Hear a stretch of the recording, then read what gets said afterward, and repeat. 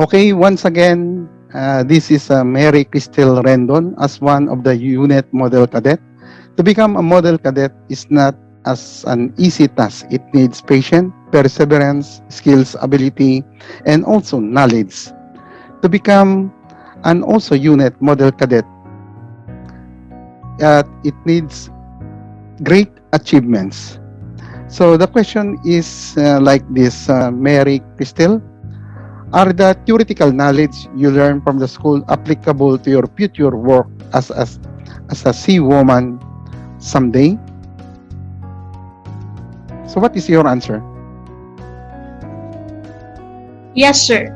This theoretical knowledge I've learned from school is not only applicable for my future work as a seafarer, but also in my personal growth as an individual, because this will serve as my backup knowledge to understand the basics or the nature of my future work on board.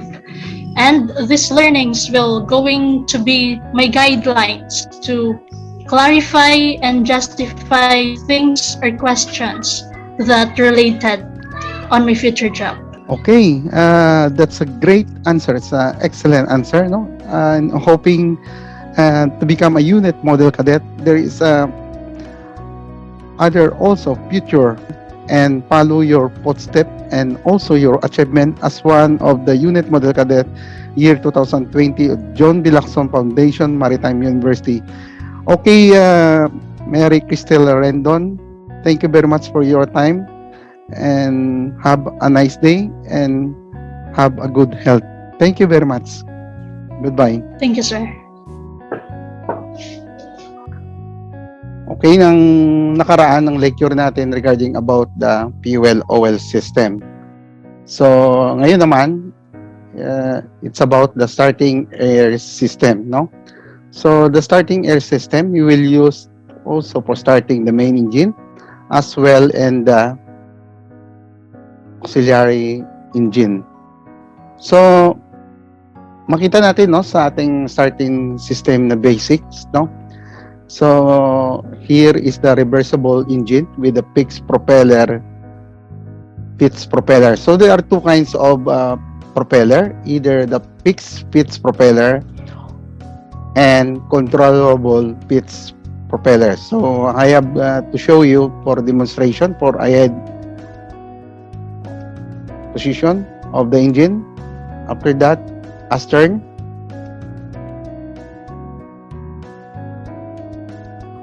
Okay, in many ship, however, it is necessary for the main engine to be reversible and operate efficiently ahead in astern direction. So here is the maneuvering system for the basics for the familiarization. Say, for example, no, pag pinus ko tong ahead position, ano kaya ang mangyari? No, tingnan nyo. Okay, ahead. So, nakita nyo yung arrow, no, from the remote control console, sa remote control valves, tapos pumunta sa air distributor timing, tapos sa fuel injection timing. After that, nagkaroon ng pumunta sa starting air distributor at nagkaroon ng sa reverse mechanism. Okay?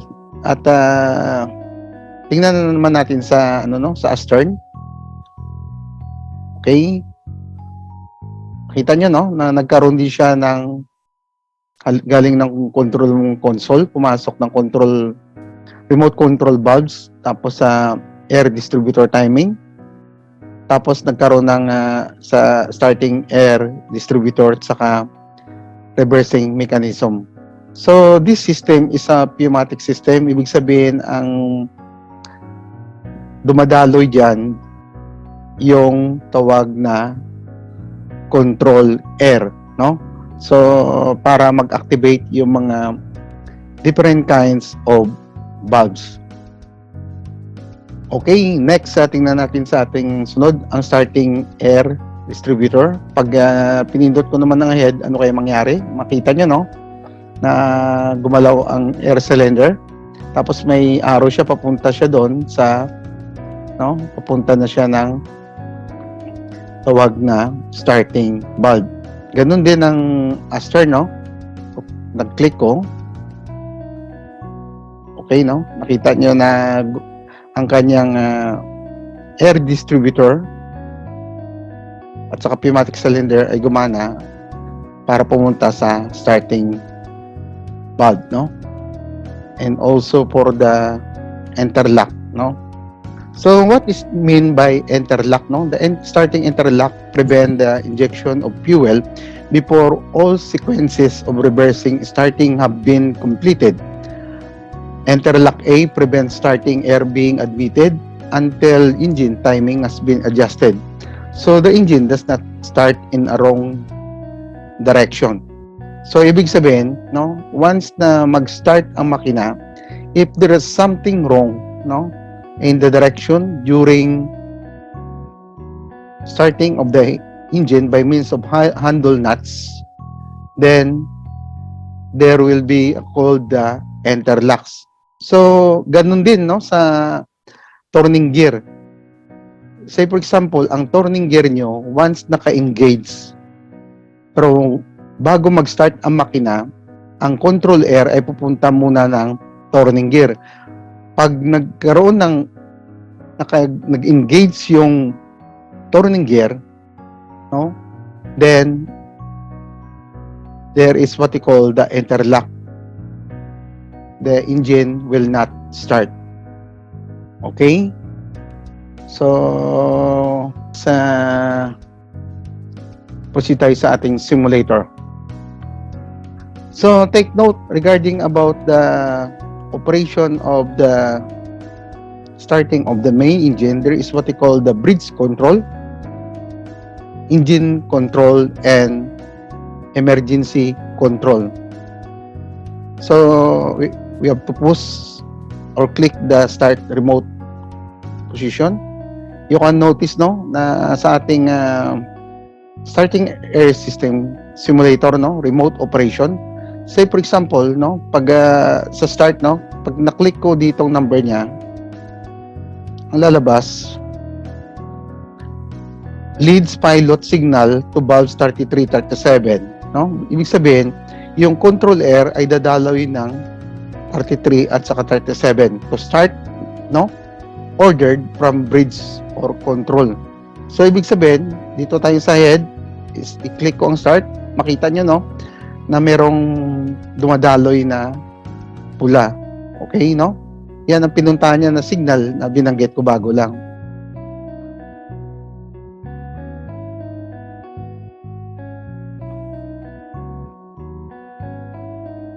Okay, at dumadaan siya sa starting mechanism, saka starting air distributor, tapos pupunta siya ng starting valve, no? For start the engine. Okay, pumasok siya, no? Then, ilagay natin na halimbawa, kung i-dead slow natin yung makina, medyo bumibilis na ang ikot ng propeller. So, nangyari, wala na ng tawag na flow, pero gumalaw ang ating, siya, no? Distributor papuntang starting valve. After that, lagay natin sa medium or half. Ayan, nakita nyo RPM, bumibilis, no? Okay, after put in maximum RPM, ang RPM natin ay bumibilis siya hanggang umabot ng 70 RPM. Ngayon, malaman nyo ngayon kung during stop position sa nakalagay dyan, no, give signal to 38 when stop is ordered from bridge or control room. Ibig sabihin, ang ating control air dadaan sa sa pilot signal to valve 38, no? So makita nyo itong 38, no? Diyan siya muna magdaloy during stop of engine. So ilagay natin ulit. I-stop natin ang makina. Medium, minimum, dead slow, no? Saka stop. Okay, nakita nyo, no? Yan. Tumatakbo siya. Dumaan ng 38. Tapos sa control valve. 25. Umakyat. Hanggang uli, pumunta siya sa puncture valve. Ibig sabihin, ang control air doon, no, hindi na ang nangyari, nagsirado ang puncture valve, no?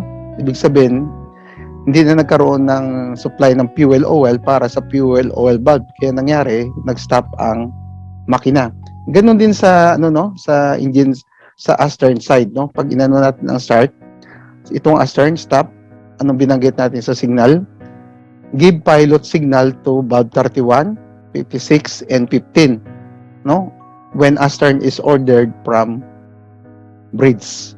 So ilagay natin sa astern, ano mangyari? Nakita nyo, no? Yan ang tinakbuhan ng control air. Okay, pag pinindot natin ito, malaman nyo ito ay tawag na reversing mechanism, no? Pag dito naman, yan ay main starting valve, no? Pupunta na ng main starting valve. So, yan ang mga automatic operation ng pneumatic system, no? During starting of the main engine by bridge control or engine control. So, nakita nyo, no? Ang ikot ay nasa 10 RPM kasi kung bakit nasa dead slow pa tayo or minimum. Kaya pag nilagay natin ulit saka sa maximum, bumibilis yung RPM. So ibig sabihin, ang daloy lang pala ang flow niya ng control air during start, no? Saka stop engine. Pero once nasa dead slow na siya, slow, tsaka head, ay wala na. So, take note na this pneumatic system is used for the bridge and engine operation. So, in case of what we call shutdown, in case of trouble of the engine, there is what we call the emergency side control, no? Meaning na hindi na ito papaganahin yung mga automatic operation. We can start here and the engine side. So, dito sa kabila yung engine side. Okay, i-stop natin ulit ang engine sa minimum. Lagay natin sa dead slow and stop. Makita niya, pag pinindot yung stop, no? Ang nilagay dyan ay pupunta siya sa ng number 8, no? So, okay. Stop. Okay, yan. Nakita nyo, no? From astern, pumunta siya na stop. So, ito ay tumatakbo ay tawag na control air. It's a pneumatic system, no? Pupunta siya ng tawag na puncture valve, no? Para hindi niya supplyan yung, no? Hangin papuntang puncture valve para mag-serado. So, ganun, no? Sa tawag na simulator. So, pag nakita nyo may mga number yan, pag pinindot nyo number 38, lalabas yan na may pangalan na halimbawa, two-way, three-way position valve, no? Dito naman, ano siya? Yan ay safety relief valve. Tapos, yan ay reversing mechanism. Dito naman, ito ay starting air distributor air starting valve. Okay, that's all guys, no? Regarding about the starting air system.